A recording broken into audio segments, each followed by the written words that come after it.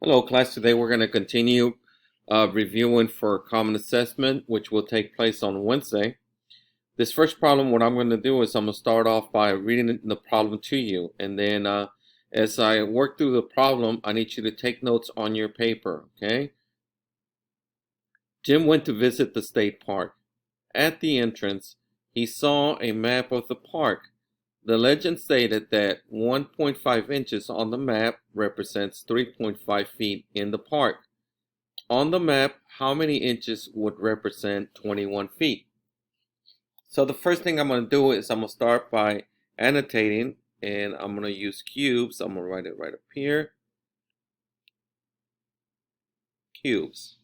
And cubes wants me first to start circling all my numbers. So then I'm going to circle my numbers. I got 1.5, got 3.5, and I have 21. Okay. So I've done the first thing, which is C.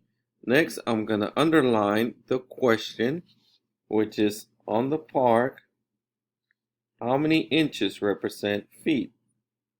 Okay. Underline my question. I'm done with you. Now, next thing is B for boxing keywords. And I'm going to go through and let's see, I'm going to box in the units, which is inches. Stay there. Then I have feet over here. And then I've got inches over here. And feet. Okay. So I boxed in my keywords. I'm going to eliminate everything else, and then I'm going to start solving. Okay. So the first thing I'm going to ask myself, okay, what is it that I'm comparing? What units am I comparing? Well, I know for a fact that I have inches here and feet at the beginning of the problem. And then on my question at the bottom, I also have inches and feet. So it's pretty obvious that I'm comparing inches to feet. So then I'm going to set them up as inches over feet, because that is what I'm comparing. And then I am provided with a ratio of 1.5 inches to equivalent to 3.5 feet. Well, again, inches has to go on top, so I'm going to write down the first ratio, which is 1.5 over 3.5. And on the question, I want to know how many inches represent 21 feet. And again, I know that feet goes on the bottom, so I'm going to put 21 feet on the bottom. And I'm going to use the x variable to represent the inches, which is what I am trying to solve for. Okay. Now I've got a proportion set up, and I'm going to use cross multiplication.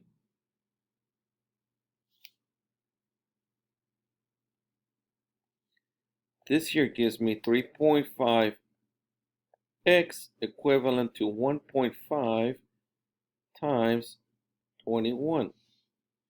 Well, what is 1.5 times 21? Let me see. Let me set it up right over here.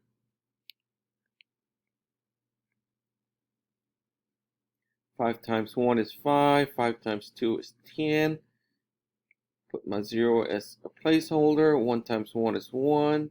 1 times 2 is 2. And then it's addition. I have 5, 1, 3. And I cannot forget my decimal point, which is one place to the left. Therefore, my answer is 31.5. There we go.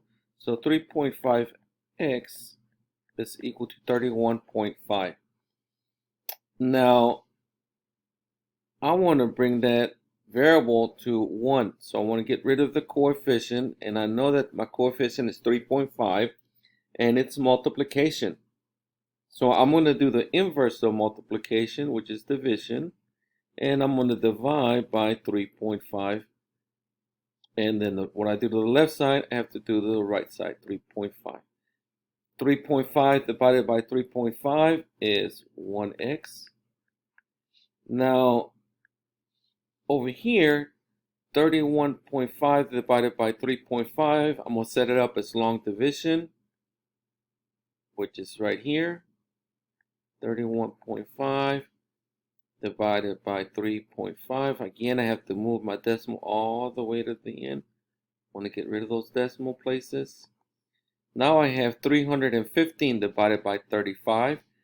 Well, let's see, 335. Let's see, 35. We know that 35 times 10 is 350, so that'll be too many. Let me see, 35 plus 35 gives me 70, plus 35 gives me 105, plus 35 gives me 140, plus 35 is 175. And if I continue all the way down, which I'm running out of room, I will know that 35 goes into 315 9 times. And 9 times 35 gives me 315. So therefore, I know that 31.5 divided by 3.5 is 9. Okay? Again, I could have continued adding my 35s, but I just ran out of room. But if you continue, if you got room on your paper, you can actually go through the steps and continue adding 35 until you get 315. Now there's a reason why I put the grid on here, because now that I know that my answer is 9, if I'm asked to put it in a grid, if I write it, put the 9 right there, well, it's going to be marked as wrong. Okay? I have to make sure that I understand that 9 is a whole number and it's got to be in the right place. Therefore, my answer would have to be 9, then there's the decimal, 0, 0.